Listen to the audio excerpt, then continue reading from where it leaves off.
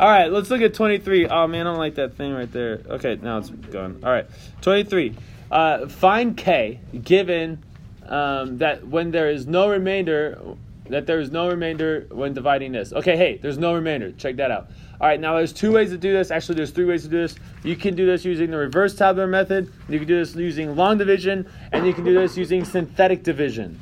Okay, you can check out every single way on my website, guys. I have a video for every single one of those, but I'm going to do my favorite since this is the last day to review. I'm going to do synthetic division. Because this right here doesn't have a coefficient in front of the x, I know that 2 is a 0. It says that when I divide this, I don't have a remainder. That means 2 is a 0. So I'm going to write 2 in its little like birdhouse thing right there. And then I'm going to write down every coefficient and make sure that there's no missing coefficients. Hey, is there a missing coefficient? Constant, x squared, x to the third. Nope, everything's in order. So I'm going to write 1.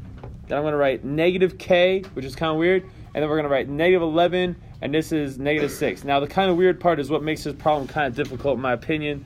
All right, now I know I'm supposed to get 0 in the end. How do I know? Because I was told this is a 0. So if I don't get 0 in the end, I did something wrong.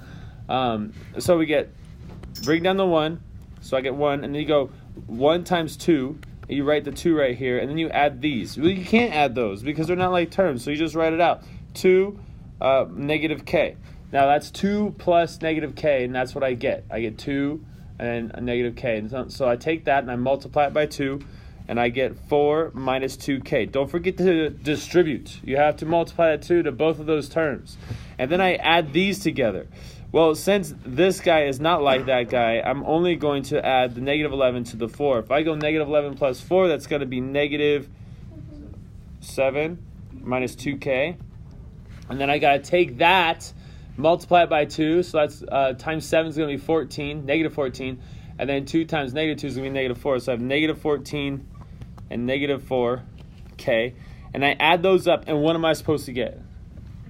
I'm supposed to get 0. Okay, so negative 6 plus negative 14 minus 4k is supposed to equal 0. I should have simplified these while I was doing it. Negative 20. So I'm going to add 20 to both sides. So I have negative 4k equals 20. And then I divide both sides by negative 4, so I get negative 5. Done.